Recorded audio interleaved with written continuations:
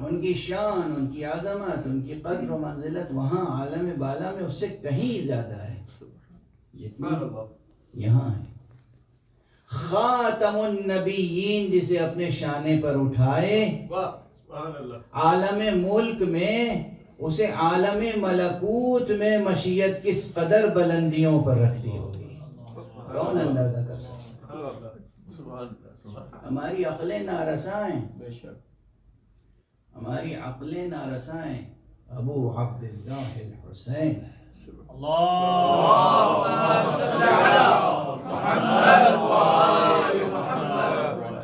بہرحال یہ چند روز اشارات ہی میں گزر جائیں گے۔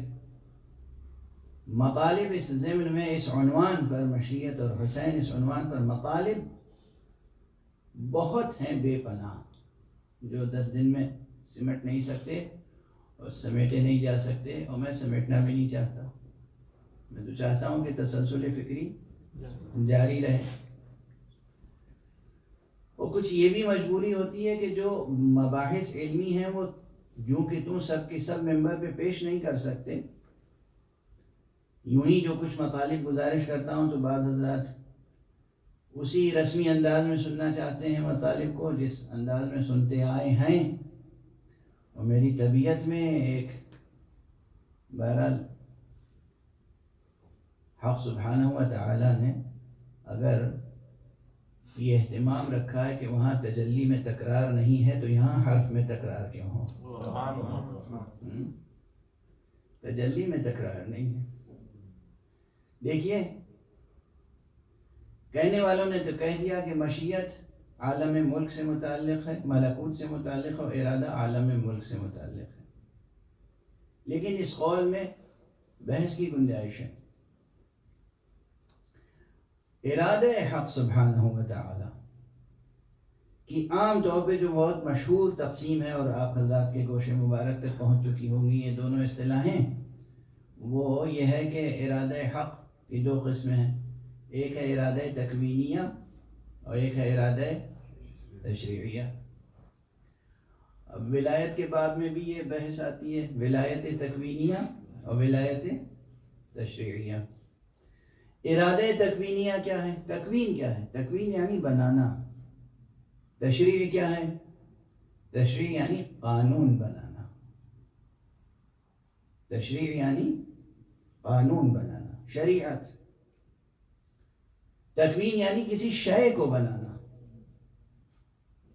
انسان کو انسان بنانا تکوین ہے، اور انسان کو ایسے قوانین سے آشنا کرنا کہ ان قوانین پر چل کر وہ اپنی انسانیت کو کامل کر سکے تشریع ہے۔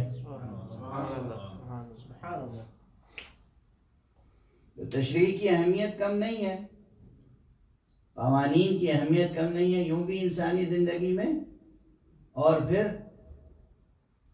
نظام حق میں قوانین کی اہمیت بہت زیادہ ہے۔ تکوین یعنی شے بنانا۔ ارادہ تکوینیہ جب اللہ سبحانہ و تعالی کا ارادہ متعلق ہو جاتا ہے کسی شے سے کہ وہ بن جائے تو بن جاتی ہے، لیکن ایک ارادہ یہ ہوتا ہے کہ وہ یہ نہیں چاہتا خود بنائے، وہ چاہتا ہے آپ اپنی کوششوں سے بنیں، آپ اپنی کوششوں سے ترقی کریں، لیکن آپ کی کوششوں کے لیے بھی راہیں دکھاتا ہے۔ وہ جو راہیں دکھاتا ہے وہ تشریع ہے۔ مثلا تکویناً اس نے آپ کو سرفراز بنایا ہے، تکویناً تخلیقی طور پر آپ کو سرفراز سربلند بنایا ہے اس نے۔ جتنے حیوانات ہیں سب کے سر جھکے ہوئے ہیں، آپ ہیں، آپ کا سر بلند ہے یا نہیں ہے؟ سبحان اللہ۔ بھئی اس اعزاز پر، اس نعمت پر شکر ادا کرنا چاہیے یا نہیں؟ جتنے جانور آپ دیکھیں گے سب کے سر جھکے ہوئے ہیں، پرندوں کے بھی اڑتے ہیں فضا میں، سر رہتے ہیں زمین کی طرف۔ تو حشرات الارض سے لے کر اور چوپایوں سے لے کر اور پرندوں تک سب کے سر جھکے ہوئے ہیں، آپ ہیں، آپ کو تکویناً آپ کی بناوٹ ایسی ہے، ہیکل آپ کا ایسا ہے، یہ جسم ایسا بنایا، تخلیق ایسی کی کہ آپ کو سر بلند بنایا. یہ ہے تکوین، یہ ہے عنایت تکوین، لطف تکوین. اور اس کے بعد یہ چاہا کہ ہم نے تو تمہیں سربلند بنایا ہے، مگر چاہتے ہیں کہ اور بھی سربلند ہوتے چلے جاؤ، اور بھی سربلند ہوتے چلے جاؤ کے لیے اب تمہیں ارادہ اور اختیار دیا ہے. یہ جو ارادہ اور اختیار دیا ہے اور تمہیں اپنے ارادے اور اختیار کے استعمال کے طریقے بتائے ہیں، یہ ہے تشریع ہے کہ سجدے کرتے چلے جاؤ، سرفراز ہوتے چلے جاؤ. جتنا تم سجدہ کرو گے اتنا ہی تم سربلند ہوگے.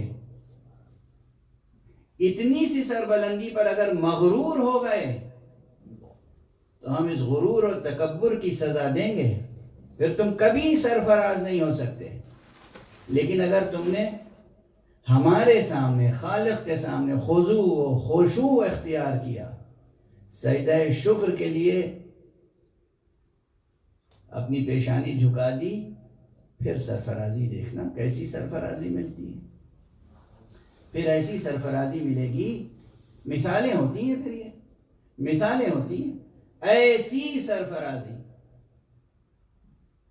ایسی سرفرازی، اللہ کے لیے اخلاص کے ساتھ سجدہ کرنے کے بعد انعام میں، اکرام میں، اعزاز میں جو سرفرازی ملتی ہے، اس سرفرازی کی ایک مثال یہ ہے کہ مغرب میں اگر سورج ڈوب جائے، یوں ہم اپنی ان نگاہوں سے سورج کو دیکھ نہیں سکتے، یعنی گویا سورج سے آنکھیں ملا نہیں سکتے، مگر اللہ کا سجدہ کرنے کے اعزاز میں، انعام میں وہ اعزاز ملتا ہے، وہ قوت ملتی ہے، وہ سرفرازی ملتی ہے کہ لب ہلتے ہیں، اشارہ ہوتا ہے اور سورج خود پلٹ آتا ہے.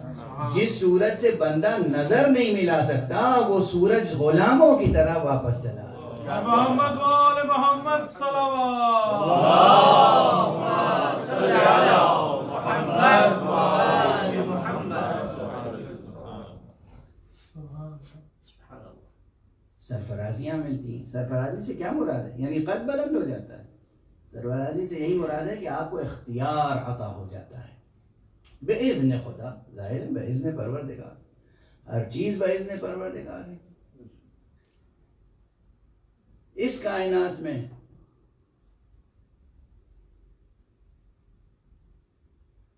یہ بات، یہ قول بہت بحث طلب ہے کہ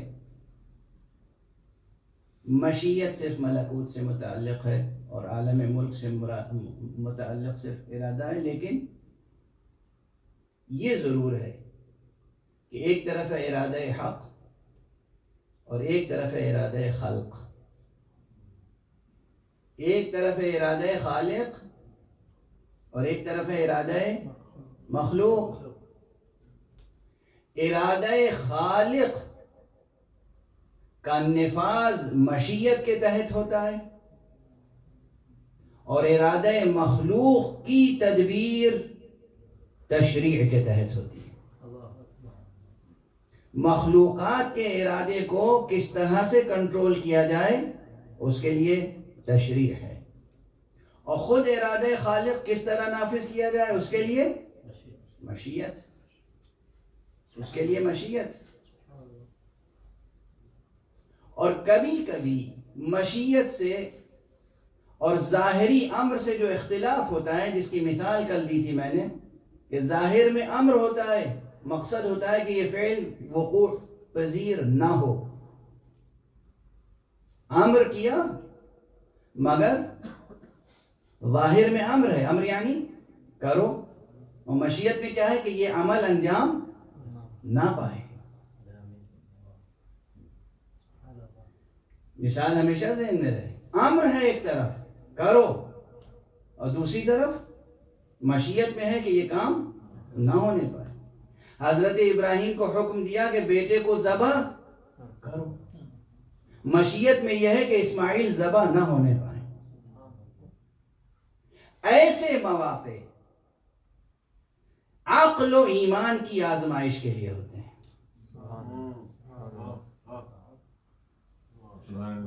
ایسے مواقع قرآنی مثال ہے نا، ایسے مواقع عقل اور ایمان کی آزمائش کے لیے ہوتے ہیں، اور آزمائشیں بھی افراد کے مطابق ہوتی ہیں۔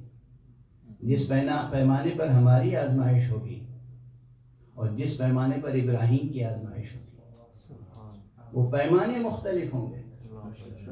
جناب ابراہیم کی آزمائش جب ہوگی وہ پیمانے مختلف ہوں گے، ایک عام انسان کی آزمائش جب ہوگی تو وہ پیمانے مختلف ہوں گے۔ اسی لیے یہ آیت جس مقام سے انتخاب کی ہے ہم نے، وہاں خود اس آزمائش کی ایک مثال قرآنی موجود ہے۔ پہلے پروردگار عالم نے حکم دیا رسول اکرم صلی اللہ علیہ وآلہ وسلم کو،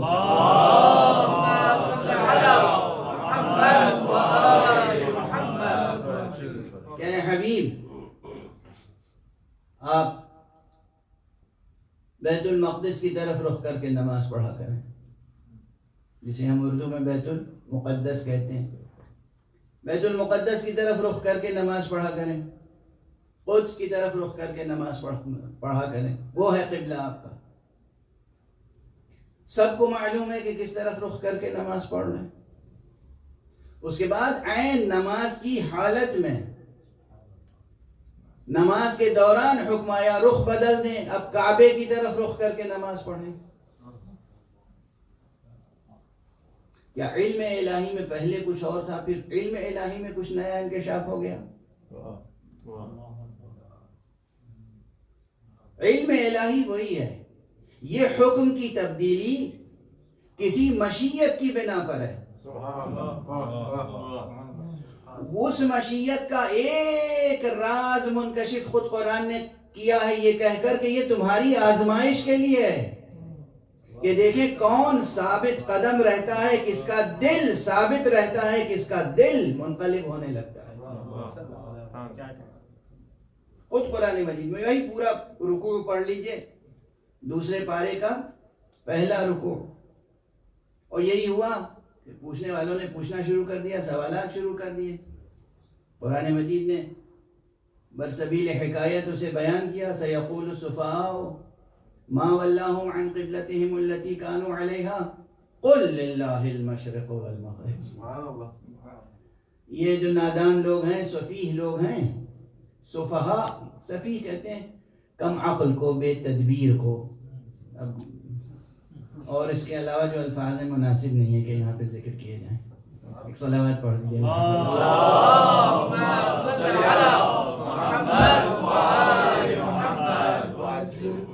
آپ کو یہ تو مثال بھی عرض کر دوں کہ سفیہ ایک فقہی اصطلاح بھی ہے شریعت میں۔ سفیہ اسے کہتے ہیں کہ جس کو خود اس کے مال میں تصرف سے روک دیا جائے، یعنی مال آپ کا، بینک اکاؤنٹ آپ کا، زمین جائیداد آپ کی، مگر شریعت کہے گی آپ کا ہے، آپ مالک، آپ کی ملکیت مسلم، یہ مال محفوظ، مگر آپ کو اس میں تصرف کا حق نہیں ہے۔ کیوں؟ اس لیے کہ ہماری نظر میں آپ تصرف کرنا نہیں جانتے، آپ خود اپنا نقصان کر لیں گے، آپ برباد کر لیں گے اپنے آپ کو، اپنا فیوچر برباد کر لیں گے، اپنے بیوی بچوں کے لیے سب مال ضائع کر دیں گے، کل آپ کے بچے کاسلیس ہو جائیں گے، فقیر ہو جائیں گے، گدھا ہو جائیں گے۔ آپ اس طرح خرچ کر رہے ہیں اپنا مال۔ اگر کوئی شخص ایسی عقل رکھتا ہو کہ وہ خود اپنے مال میں تصرف کرنا نہ جانتا ہو، حد سے زیادہ اسراف کرتا ہو، تو پھر شریعت آ کر اس پر کنٹرول کرتی ہے۔ اسے کہتے ہیں، اس شخص کو کہتے ہیں سفیہ، اور پھر وہ ہو جاتا ہے محجور، اور حکم حجر قائم ہو جاتا ہے اس پر کہ آپ اپنے مال میں تصرف نہیں کر سکتے، جب ضرورت پڑے پوچھئے اور پھر عمل کیجئے۔ یہ ہے شریعت۔ پوچھئے شارع سے، حاکم شرع سے پوچھئے کہ یہ مال ہے میرا، یہ میری ضرورت ہے، آپ اجازت دیتے ہیں میں خرچ کروں؟ جب وہ جائزہ لے گا کہ نہیں واقعاً جینوین ہے آپ کی ضرورت، تو کہے گا جائیے آپ کا مال ہے، آپ خرچ کر لیجیے۔ اور اگر آپ گئے اور اس نے جائزہ لیا کہ نہیں یہ جینوین ضرورت نہیں ہے، آپ اسراف کر رہے ہیں، برباد کر رہے ہیں اپنا مال، تو شارع کہے گا نہیں، ہرگز نہیں، مال آپ کا ہے، محفوظ ہے، آپ خرچ نہیں کر سکتے، ہم اجازت نہیں دے سکتے. واضح ہے؟ تو سفیہ کی ایک ڈیفینیشن یہ بھی ہے. اس سفیہ کی جمع ہے سفہاء. تو یہ تو ایک مخصوص ڈیفینیشن ہے. سفہاء یعنی کم عقل، بے عقل، نادان، سادہ لو، جو بھی چاہے کہہ لیجئے ہمدردی کے ساتھ. سَيَقُولُ السُّفَهَاءُ مِنَ النَّاسِ، لوگوں میں سے جو سفیہ ہیں وہ یہ کہتے ہیں یا کہیں گے کہ ما وَلَّاهُمْ عَنْ قِبْلَتِهِمُ الَّتِي كَانُوا عَلَيْهَا، یہ جس قبلے کی طرف تھے، جس قبلے پر تھے، اس سے ان کو کس نے رخ موڑ دیا. قُلْ لِلَّهِ الْمَشْرِقُ وَالْمَغْرِبُ، کہہ دیجئے اے حبیب کہ اسی کے لیے ہے مشرق بھی اور مغرب بھی، ساری سمتیں اسی اللہ کے لیے ہیں. یہدی من یشاء الی صراط مستقیم، وہ جس کو چاہتا ہے صراط مستقیم کی طرف موڑ دیتا ہے، صراط مستقیم کی ہدایت فرما دیتا ہے. اب ایک راز ضرور ہے یہاں پر، کیا تہ در تہ مطالب ہے قرآن مجید کے. یہاں بھی لفظ آیا ہے صراط مستقیم. اللہ تو جدھر موڑ دے وہ صراط مستقیم ہے. سبحان اللہ، سبحان اللہ. اللہ جدھر موڑ دے وہی صراط مستقیم ہے. لیکن جب کعبے کی طرف موڑا ہے تب کہا ہے صراط مستقیم کی طرف موڑ دے. اور ہمارے یہاں یعنی کیا لطافتیں ہیں، کیا رعایتیں ہیں، کیا اعجاز سخن ہے. جب کعبے کی طرف موڑ دیا تو کہا کہ یہدی من یشاء الی صراط مستقیم، وہ جس کو چاہتا ہے صراط مستقیم کی طرف موڑ دیتا ہے. ایک صلوات پڑھ دیجئے محمد اللہم صلی علی محمد و آل محمد.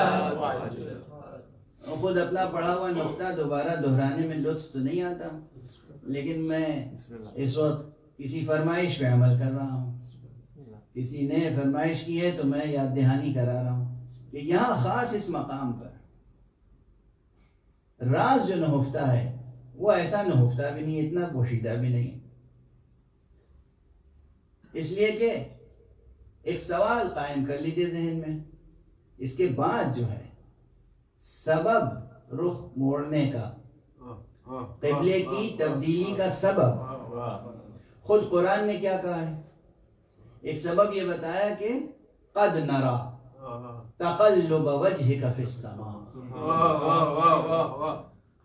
قد نرا تقلب وجهك في السماء فلنولينك قبلة ترضاها. اے رسول، اے حبیب، اے خاتم، اے نبی مرسل، ہم دیکھ رہے ہیں کہ آپ بار بار آسمان کی طرف دیکھ رہے ہیں.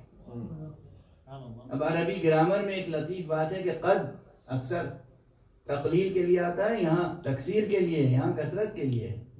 صراحت کی ہے لوگوں نے، مفسرین نے، بعض مفسرین اور بعض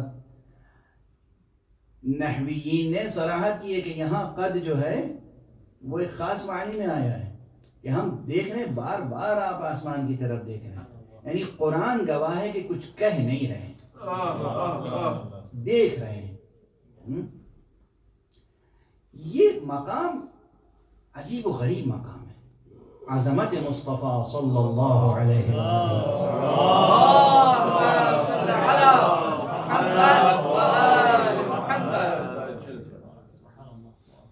قرآن کہہ رہا ہے قد نرى تقلب وجهك في السماء فلنولينك قبلة ترضاها.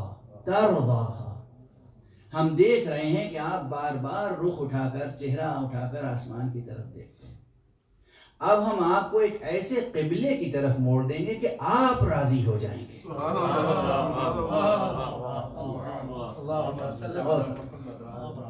یہ وہ مقام ہے قرآن مجید کا، ایک عجیب و غریب مقام ہے جہاں مصطفیٰ کی بھی عظمت سامنے آتی ہے، نفس مصطفیٰ کی بھی عظمت. صلوات پڑھ دیجئے محمد.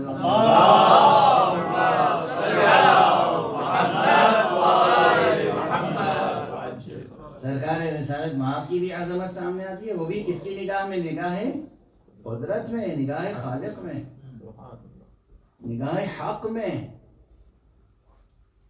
کہ ہم دیکھ رہے ہیں، کچھ کہہ نہیں رہے رسول. اللہ اکبر. اس کے معنی ہے کہ پروردگار، یہ ضروری نہیں کہ رسول کچھ زبان سے کہیں، دعا مانگیں تب پورا کرے. رسول کچھ چاہیں تو بھی وہ پورا کر دیتا ہے. اس لیے کہ خود قرآن، متن قرآن ہے صراحت سے. قرآن یہ نہیں کہہ رہا کہ آپ کہہ رہے ہیں کچھ، دعا کر رہے ہیں اور ہم آپ کی دعا ضرور قبول کریں گے. جیسے جناب موسیٰ سے کہا تھا کہ اوتیت سؤلک یا موسیٰ، اے موسیٰ تم نے جو کچھ سوال کیا تمہیں دے دیا گیا، تمہارے سوالات پورے کر دیے گئے. یہاں یہ نہیں ہے. اوتیت سؤلک یا موسیٰ، وہاں سوال کیا ہے تب پورا کیا ہے. یہاں کہہ رہے ہیں ہم دیکھ رہے ہیں کہ آپ ہماری طرف دیکھ رہے ہیں، کچھ کہہ نہیں رہے ہیں. کیا مقام محبوبیت مصطفیٰ، محبوبیت. اور اس کے بعد محبوبیت کا کمال یہ ہے کہ ساری دنیا کے لوگ، بڑے سے بڑے ولی اللہ، صوفی، عارف، مجاہد نفس کرنے والے، فقیہ، بڑے سے بڑے عباد، وہ سب عبادت کرتے ہیں کس لیے؟ تاکہ اللہ راضی ہو جائے.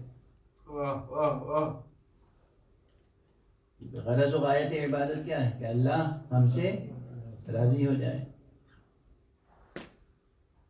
ہم روزہ رکھتے ہیں تاکہ خدا راضی ہو جائے، ہم حج کرتے ہیں تاکہ خدا راضی ہو جائے، ہم زکوٰۃ دیتے ہیں تاکہ خدا راضی ہو جائے، نماز پڑھتے ہیں تاکہ خدا راضی ہو جائے. جو کچھ ہم زندگی میں عبادت کرتے ہیں، بندگی کرتے ہیں، اس لیے کہ خدا راضی ہو جائے. اور اس پورے نظام بندگی میں سب سے بڑی عبادت اور رسم بندگی نماز ہے، ستون دین، عمود دین. یہ نماز ساری دنیا پڑھتی ہے رضائے حق کے لیے،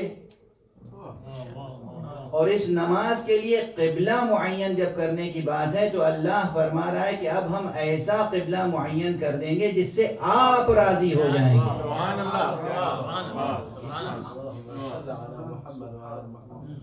اس مقام کو دیکھیں، یہ نہیں فرما رہے ہیں کہ میں راضی ہو جاؤں گا. اے رسول، میں ایسے قبلے کی طرف موڑ رہا ہوں جس میں میری رضا ہے، میں یہ چاہتا ہوں کہ اس طرف رخ کر کے نماز پڑھو. سبحان اللہ. اے محمد، میں یہ چاہتا ہوں کہ میں چاہتا تھا اب تک اس طرف رخ کر کے نماز پڑھو، اب میں یہ چاہتا ہوں کہ تم اس طرف رخ کر کے نماز پڑھو. بات مکمل تھی، مگر یہاں کہا جا رہا ہے اب ہم اس قبلے کی طرف رخ موڑ دیں گے جس میں تم راضی ہو جاؤ گے. ترغاہا، جس قبلے سے تم راضی ہو جاؤ گے. واضح ہے. اب مقام مصطفیٰ صلی اللہ علیہ وآلہ وسلم، اللہم صلی علی محمد وآل محمد. واضح ہوا. یعنی یہ ایک مقام نہیں، اور بھی مقامات ہیں قرآن مجید میں، لیکن یہاں پر آپ دیکھیں کہ یہ عجیب و غریب منزل ہے. اور اس میں ایک طرف مقام مصطفیٰ سمجھ میں آ رہا ہے، نگاہ مشیت میں، نگاہ خالق میں، نگاہ قدرت میں، اور دوسری طرف خود آیت میں موجود ہے کہ یہ ہم نے اس لیے کیا تبدیل تاکہ لوگوں کی آزمائش کر لیں، لوگوں کی آزمائش کر لیں. یعنی عجیب منزل ہے. کیسے ہوں گے وہ ایمان لانے والے کہ مصطفیٰ کی عظمتیں ظاہر ہونے پر جن کے دلوں کی آزمائش ہوتی ہو، ایمان کی آزمائش ہوتی ہو. بہرحال اب یہاں پر ایک سوال اور میں نے قائم کیا تھا، اور وہ یہ کہ مکے میں پوری مکی زندگی کی تاریخ دیکھ لیں آپ، سرکار رسالت مآب صلی اللہ علیہ وآلہ وسلم کی،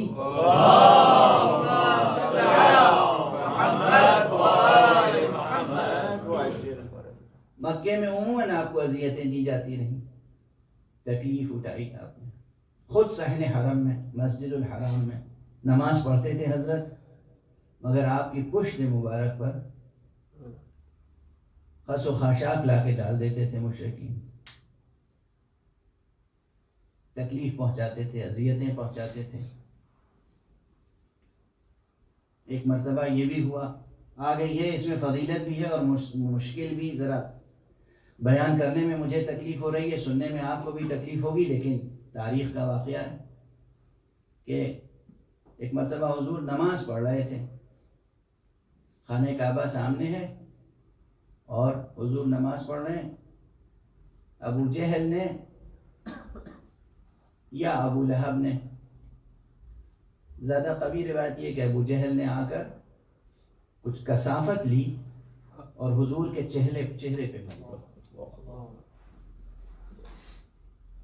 ظاہر حضور کو تکلیف ہوئی، گئے حامی اسلام اور حامی رسول اسلام، کون تھا حامی؟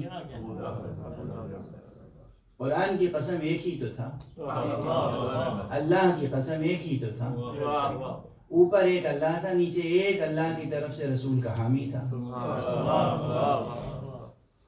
حامی رسول عمران عرب حضرت ابو طالب۔ اللہم صلی علی محمد و آل محمد۔ گئے چچا، آپ یہ دیکھ رہے ہیں آپ کے ہوتے ہوئے آپ کے بھتیجے کی ایسی توہین۔ آپ نے بنی ہاشم کے تمام جوانوں کو بلایا اور مسجد الحرام میں تشریف لائے۔ جیسے ہی دیکھا کہ حضرت ابو طالب تشریف لا رہے ہیں، سب نے چاہا کہ میدان سے فرار کر جائیں۔ آپ نے آواز دی کہ ایک شخص نے بھی اگر فرار کیا تو اس کے سر و گردن میں جدائی ہو جائے گی، جو جہاں ہے وہیں رہے۔ اس ایک آواز کے بعد مجال نہیں تھی کہ کوئی اٹھ کے چلا جاتا۔ کیا رعب تھا، کیا دبدبا تھا، کیا سیادت تھی، کیا قیادت تھی۔ ہیبت، قوت، سیادت، قیادت۔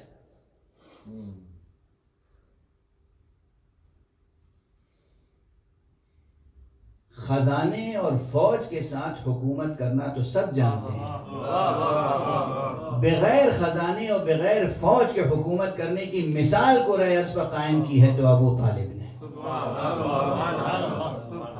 برائے خشنود محسن اسلام جناب ابو طالب آواز بلند صلوات۔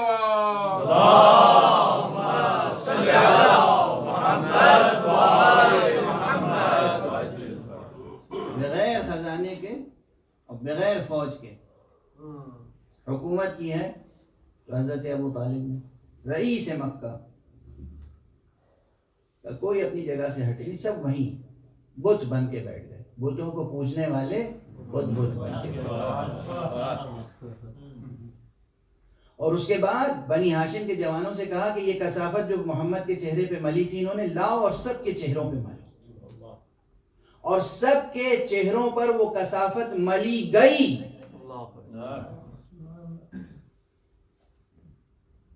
اور کسی میں مجال نہ تھی جو مقاومت کرتا۔ یہ ہے تاریخی واقعہ، یہ ہے جلال ابو طالب۔ ایک دو موقع نہیں ہے تاریخ میں۔ اب ظاہر سی بات ہے کہ جب اس کے بعد اعلان فرمایا، ایک مختصر خطبہ ارشاد فرمایا، اپنے بھتیجے کی شان و منزلت و عظمت بیان فرمائی۔ وہ تاریخ کا ایک باب ہے، وہ کلمات اگر بیان کروں گا تو پھر تقریر کا رخ کسی اور طرف ہو جائے گا۔ میں تو صرف یہ عرض کر رہا تھا کہ اسی صحن حرم میں کیا کیا مصیبتیں حضور پر پڑی۔ تو اس کعبے کے ساتھ اور اس صحن حرم کے ساتھ اور مکے کے ساتھ عموماً رسول اللہ صلی اللہ علیہ وآلہ وسلم کی اللہم صلی علی محمد و آل محمد تلخ یادیں وابستہ تھیں، ناگوار واقعات تھے۔ اور قدس کے ساتھ تو اس قدر عظیم الشان واقعہ وابستہ تھا کہ جس پر پوری ملت اسلامیہ ناز کرتی ہے اور خدا ناز کرتا ہے،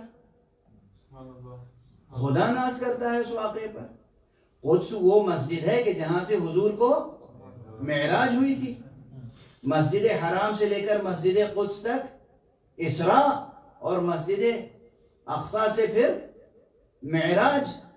تو جہاں سے حضور کو معراج نصیب ہوئی اس طرف رخ کر کے نماز پڑھتے تھے مگر دل راضی نہ تھا. چاہتے یہ تھے کہ کعبے کی طرف رخ کر کے نماز پڑھیں. تو مجھے حق ہے نا یہ پوچھنے کا یا رسول اللہ وہ کون سی یاد ہے جو کعبے سے وابستہ ہے؟ یعنی مسجد اقصی سے آپ کو معراج ہوئی ہے، وہ معراج جس پر حق سبحانہ و تعالی نے ناز کر کے بیان کیا ہے، سبحان الذی اسری بعبدہ لیلا من المسجد الحرام الی المسجد الاقصی الذی بارکنا حولہ لنریہ من آیاتنا. یہ جو ناز فرمایا ہے پروردگار نے، کیا کہنا اس معبود کا جو اپنے عبد کو لے گیا. اتنا بڑا واقعہ جس پر اللہ ناز فرمائے، اتنا بڑا واقعہ، اتنی بڑی فضیلت جس پر اللہ ناز فرمائے، وہ وابستہ ہے کہاں سے؟ مسجد اقصی سے. اور خانہ کعبہ سے اس سے بھی بڑی کوئی چیز وابستہ ہے کیا؟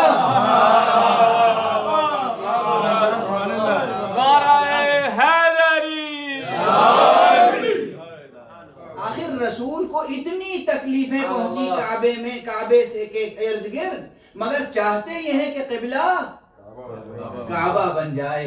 عجب نہیں کہ قلب مصطفیٰ آواز دے، نادان سوال قائم نہ کر، یہ کعبہ بتکدہ تھا، میں معلم توحید ہوں، مجھے اللہ نے بت شکن اسی کعبے سے تو دیا تھا.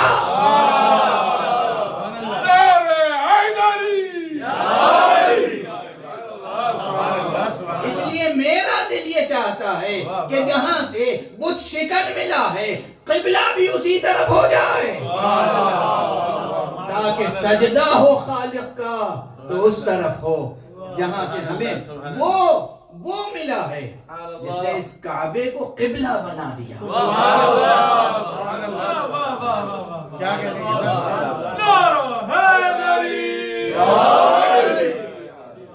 سبحان اللہ سبحان اللہ. قد نرى تقلب وجهك في السماء ولنولينك قبلة ترضاها.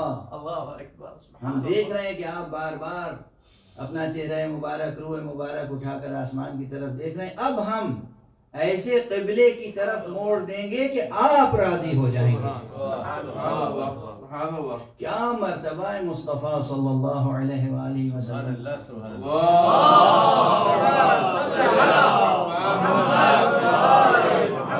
کوئی پرانی ترکیب استعمال کرو، رضا جوئی مصطفیٰ. ساری کائنات رضا جوئی حق میں مصروف ہے، اور حق وہ ہے جو رضا جوئی مصطفیٰ.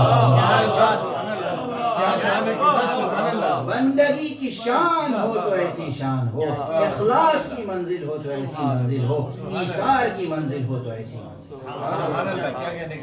یہ منزلت کیوں حاصل ہوئی مصطفیٰ صلی اللہ علیہ وآلہ وسلم؟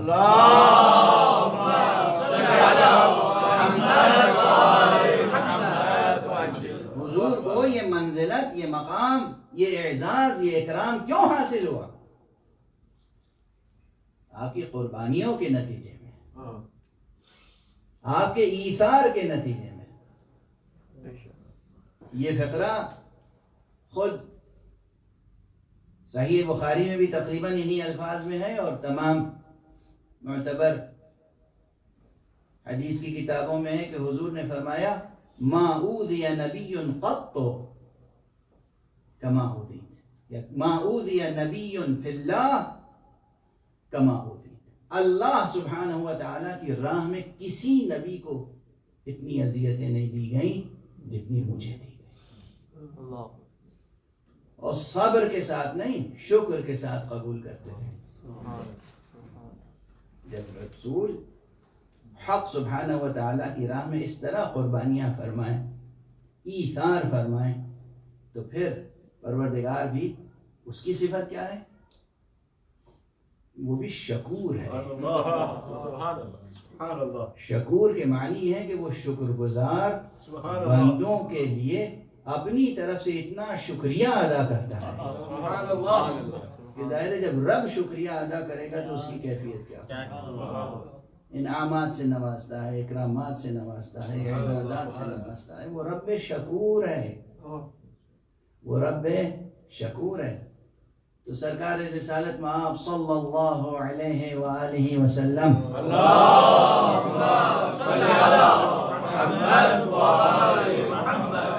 نے اذیتیں اٹھائیں.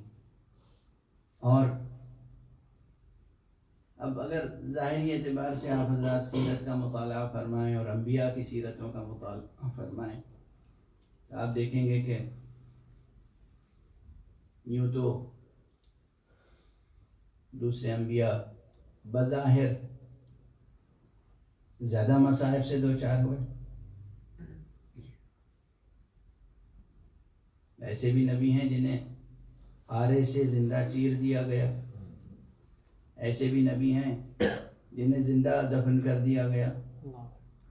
ایسے بھی نبی ہیں جنہیں زندہ ٹکڑے ٹکڑے کیا گیا. ایسے بھی نبی ہیں جنہیں سولی پر اور دار پر چڑھایا گیا. حضور کی ظاہری زندگی میں ایسے واقعات تو پیش نہیں آئے.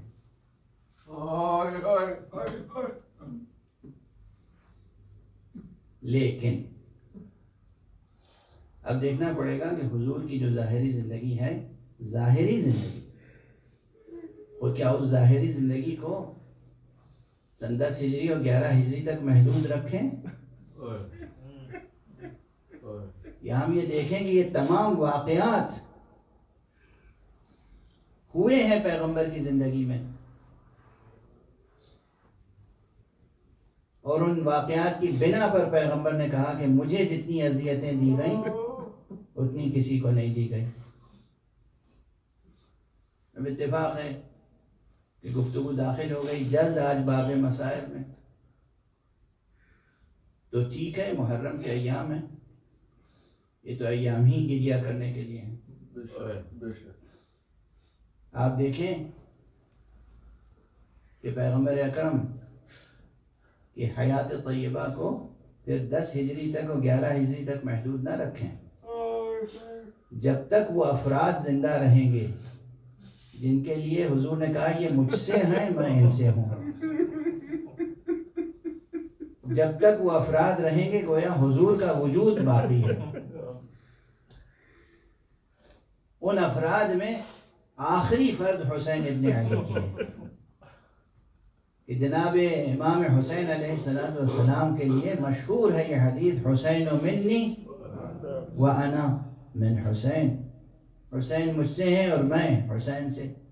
تو اب جب تک سرکار سید الشہداء ہیں، امام حسین ہیں، وہ یا حسین نہیں ہیں، محمد ہیں.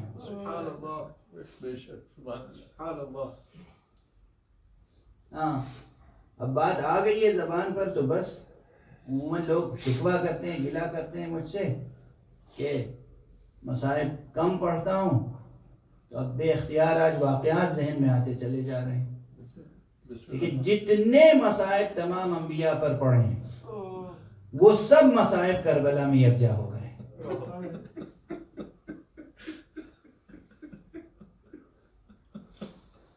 اسی لیے میں کہتا ہوں کہ کربلا کی تاریخ تفصیل کے ساتھ اب تک بیان نہیں ہوئی ہے.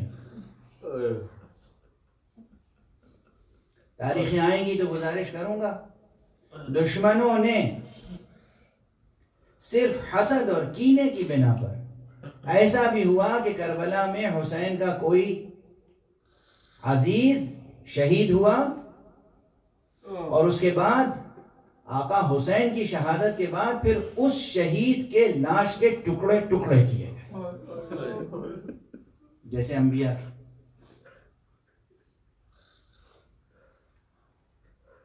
اور کم سے کم ایک واقعہ تو وہ ہے کہ آقا حسین کی حیات طیبہ میں اس شہید کو گھوڑوں کی ٹاپوں سے ٹکڑے ٹکڑے کر دیا.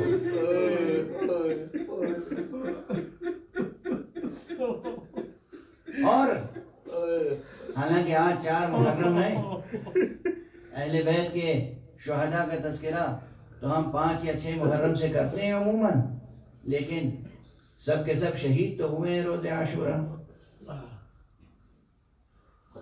سب شہداء ایک ہی روز تو شہید ہوئے ہیں، اور ان میں سے چند کا تذکرہ صرف ہوتا ہے. متعدد شہداء ایسے ہیں. آپ حضرات صرف حضرت ابو الفضل عباس علیہ السلام کے مصائب میں یہ سماعت فرماتے آئے ہیں کہ حضرت عباس کے دونوں بازو قلم ہوئے، اور یہ حضرت کی بہت بڑی مصیبت ہے. حضرت عباس کے دونوں شانوں کا قلم ہونا بہت بڑی مصیبت ہے.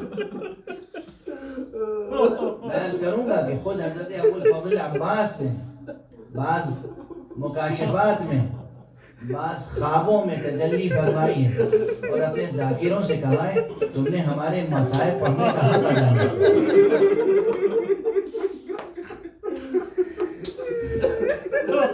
اور جب ان ذاکروں نے ہاتھ جوڑ کے کہا آقا ہم نے تو آپ کے مصائب پڑھنے میں کوئی کوتاہی نہیں کی، تو آپ نے فرمایا تم نے اس رخ سے ہمارے مصائب نہیں پڑھے کہ دیکھو ہر شہید جب گھوڑے سے زمین پر آتا ہے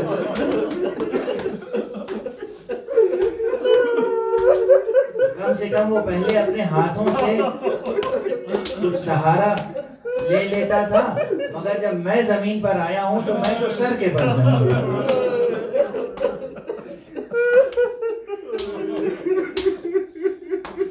اجرکم علی اللہ، اجرکم علی اللہ. حضرت ابو الفضل عباس علیہ السلام کے مصائب 8 محرم کو انشاءاللہ گزارش کروں گا. بے پناہ مصائب ہیں حضرت قمر بنی ہاشم کے. آج تو بس تسلسل کلام میں زبان پہ جو آتا جا رہا ہے گزارش کرتے ہیں. اور بھی اصحاب میں ایسے ہیں کہ جن کے ہاتھ قلم ہو گئے، اور ان میں سے ایک ہے بریر. آج 4 محرم کو عموماً یا حبیب کا تذکرہ ہوتا ہے یا حضرت حر کا تذکرہ ہوتا ہے یا کسی صحابی کا. بریر امام حسین کے وہ صحابی ہیں جو کوفے میں سید القراء معروف تھے، قرآن مجید کے قاری. اور اس زمانے میں قاری کے معنی کیا ہوتے تھے؟ قاری کے معنی معمولی نہیں تھے، وہ اپنے وقت کا فقیہ ہوتا تھا. قرآن مجید کے آیات کے اندر جو احکام ہیں تجوید سے لے کر اور احکام تک وہ سب چیزیں تعلیم کرتا تھا. اسے کہتے تھے مقرئ. سید القراء بریر پورا کوفہ جانتا تھا، پہچانتا تھا. اور اسی لیے جس طرح خود سرکار سید الشہداء کے لیے ہے کہ عصر عاشور جب آپ فرس مبارک فرس سے زمین پر آئے ہیں تو 1 ساعت تک بیٹھے رہے. کسی میں پھر جرت نہیں ہوتی تھی کہ آقا کا سر قلم کرنے کے لیے خود آگے بڑھے. ہر قافلے والا، ہر قبیلے والا چاہتا تھا کہ یہ گناہ کسی اور کے ساتھ. اس موقع پر جو واقعات پیش آئے ہیں بعد میں گزارش کروں گا، لیکن تقریباً اس سے مشابہ واقعہ جناب بریر کے ساتھ ہوا کہ بریر جب میدان میں آئے ہیں جہاد کے لیے تو عمر ابن سعد کے لشکر کے اکثر لوگ ایک دوسرے سے کہتے تھے تم بریر کو قتل کرو گے. بریر سید القراء، بریر نے کم سے کم 3 یا 4 نسلوں کی تربیت کی تھی قرآن کی تعلیم کے ساتھ، تم بریر کو قتل کرو. بریر میں کئی ہنر تھے، شمشیر زنی بھی جانتے تھے اور تیر اندازی میں بھی مہارت رکھتے تھے، اور ایسے بہادر تھے، ایسے شجاع تھے کہ اپنی تیر کے سوفار پر اپنا نام یا اپنی نشانی لکھ دیتے تھے تاکہ جسے تیر لگے اسے معلوم ہو کہ بریر نے قتل کیا. یہ تاریخ میں یہ شجاعت تھی، یہ ہمت اور یہ حوصلہ تھا کہ اپنے تیروں پر گویا اپنا ایک نشان لگا دیتے تھے. 70 یا 70 سے زائد تیر آپ نے رہا کیے، اور بعض مورخین کہتے ہیں کہ ہر تیر نشانے پر جا کر لگا۔ بہرحال تعداد میں مقتولین کے اختلاف ہے، لیکن یہ برائے جنگ کرتے رہے، تیر پھینکتے رہے دشمن کی طرف، لیکن دشمن نے پھر کمی گاہ سے حملہ کیا اور بریر کے دونوں ہاتھوں کو قطع کر دیا۔ جب بریر کے دونوں ہاتھ قطع ہو گئے تو بریر کو گرفتار کر لیا زندہ۔ یہ واقعات کم بیان ہوتے ہیں ممبروں سے۔ بریر کو زندہ گرفتار کر لیا اور گرفتار کر کے عمر ابن سعد تک لے کر آئے۔ عمر ابن سعد نے پھر خطاب کیا اور مکالمہ کیا، اور بریر نے اس وقت بھی جواب دیا کہ تم مجھے گرفتار کر کے قتل کر سکتے ہو، اگر تم نے گرفتار نہ کیا ہوتا اور میرے ہاتھ دونوں سلامت رہتے تو ہم دیکھتے کہ کس طریقے سے تم ہمیں گرفتار کر سکتے۔ اور اس کے بعد اس وقت جب اسیری میز ذبح کیا جا رہا تھا تو سرکار سید الشہداء کی طرف رخ کر کے کہہ رہے تھے السلام علیک یا ابن رسول اللہ، فرزند رسول آپ پر سلام۔ آقا کیا میں نے عہد وفا پورا کیا؟ یہ قربانی اللہ کی بارگاہ میں قبول ہے؟ اور ادھر سے سرکار سید الشہداء دعائیں دے رہے تھے، برائے خدا تمہیں جزائے خیر دے، تمہیں بہشت میں مقامات بلند سے سرفراز فرمائے۔